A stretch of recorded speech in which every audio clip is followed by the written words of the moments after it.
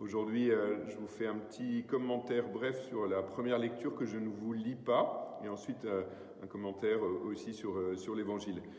La première lecture, c'est le livre de l'Exode au chapitre 32, versets 7 à 14 dans la liturgie. C'est l'épisode du veau d'or. Je ne vous le lis pas, mais je vous souligne juste quelque chose. Vous pourrez aller vous y référer dans une Bible ou sur vos Magnificat. Donc le peuple, parce qu'il ne voit plus Moïse, qui est sur la montagne dans un face-à-face avec le Seigneur et qui y est depuis 40 jours, le peuple, se languissant de ne plus voir Moïse, rentrant dans une espèce d'impatience, ne voit plus son médiateur et donc va commencer à se fabriquer des petites idoles, et notamment celle du veau d'or, avec le concours d'Aaron, le frère de Moïse. Ce qui est intéressant à noter, c'est qu'effectivement, ça rejoint quelque chose un peu de notre expérience. On n'en est pas encore à 40 jours, et certes, vos prêtres n'ont pas la sainteté de Moïse, mais il y a quelque chose de similaire. Vous êtes privés des sacrements, vous ne les vivez plus de la même manière. Il y a quelque chose d'un lien avec vos prêtres. Une fois de plus, on a bien conscience qu'on n'est vraiment pas Moïse, mais il y a quand même quelque chose aussi de l'ordinaire de notre vie avec le Seigneur dont on est privé. Voilà. Et donc la tentation de l'idolâtrie, comme pour le peuple, elle va venir, quoi. Vous voyez, où est-ce qu'on va aller compenser ce qu'on ne trouve plus dans cette relation avec Moïse, dans cette relation avec l'Eucharistie, dans cette relation, vous voyez, avec la vie communautaire?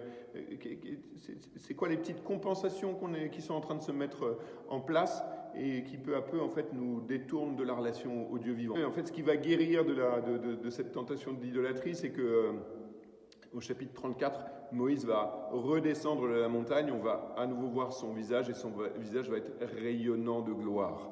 Voilà, donc ce qui peut peut-être nous guérir quand même, c'est de bien rester en relation avec le Seigneur, et notamment peut-être avec des images.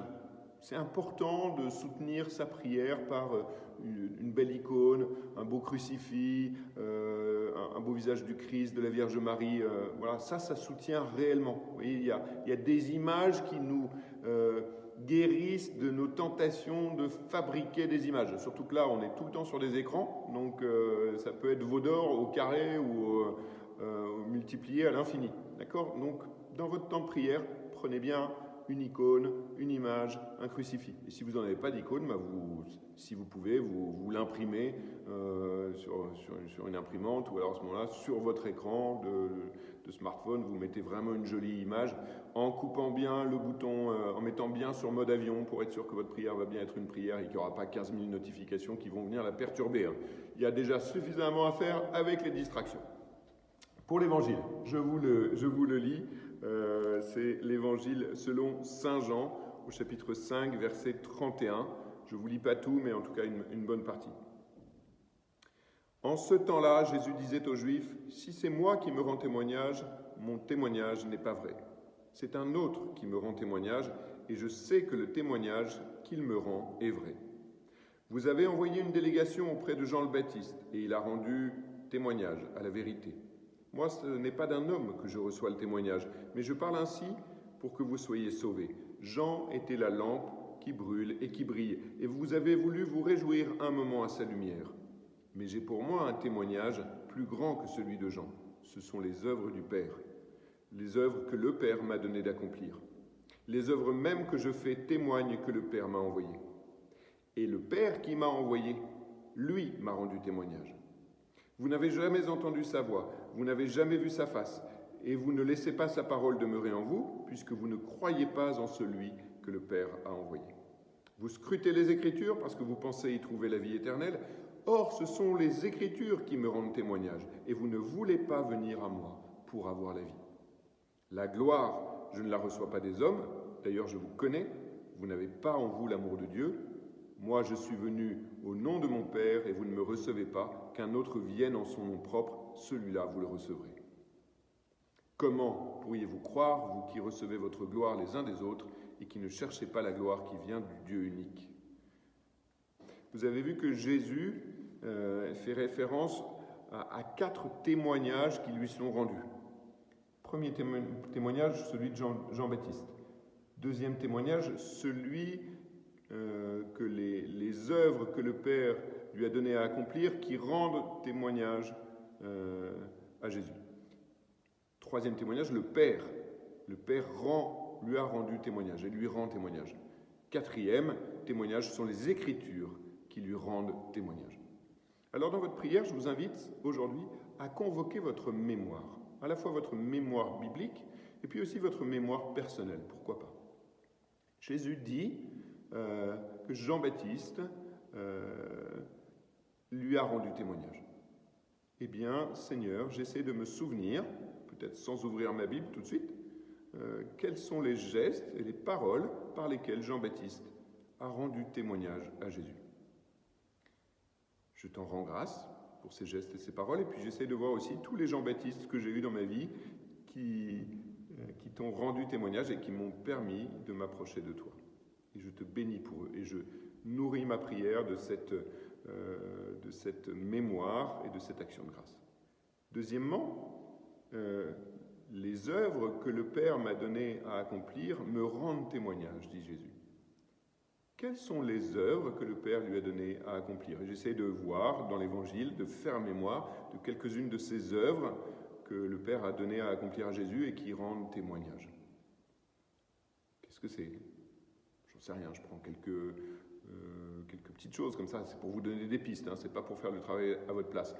Les noces de Cana, le signe de Cana, Zachée, voilà, vous convoquez votre mémoire biblique. Et puis vous pouvez vous dire aussi, mais quelles sont les œuvres que Jésus a réalisées dans ma vie et qui lui rendent témoignage? Et une fois de plus, dans votre prière, en laissant monter cette mémoire, en la convoquant, cette mémoire, vous pouvez vous demander l'assistance de l'Esprit Saint, et bien vous rendez grâce. Vous bénissez le Seigneur pour ses œuvres. Troisièmement, c'est le Père qui rend témoignage à Jésus, en direct. Et là aussi, vous pouvez convoquer votre mémoire biblique. Quel passage de l'Évangile atteste de ce témoignage que le Père a rendu à son Fils? Une petite piste comme ça, mais pas plus. Le baptême de Jésus, par exemple. Si vous laissez remonter votre mémoire biblique, vous en trouverez quelques autres, c'est certain. Et enfin, quatrième témoignage, ce sont les Écritures. Jésus dit aux Juifs à qui il est en train de parler, vous scrutez les Écritures, et en fait ce sont elles qui me rendent témoignage. Eh bien j'essaie de convoquer là aussi ma mémoire biblique. Et quels épisodes, quels passages, par exemple dans l'Ancien Testament, et de manière plus directe dans l'Ancien Testament, parce que c'est à cela que Jésus fait allusion, quels passages, quels épisodes, quels personnages pointaient vers Jésus, ou étaient comme gorgés ou en attente de Jésus. Et quels épisodes je peux avoir qui en fait me parlaient de lui, de son œuvre par avance?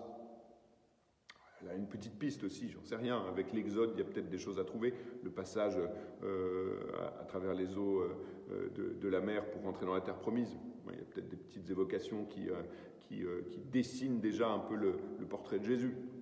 Joseph, le patriarche, dans le livre de la Genèse. J'en dis pas plus. Il y a plein de choses. Mais là aussi, on laisse monter la mémoire de ces témoignages que l'Écriture rend au Seigneur Jésus.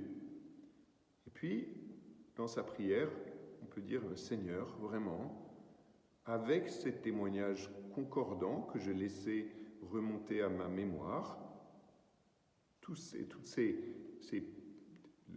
l'expression est grivoise, mais tous ces panneaux indicateurs qui flèchent vers toi, bien Seigneur, et toute cette convergence de témoignages, vraiment, voilà, c'est vrai, je rechoisis de te faire confiance, de te donner ma foi.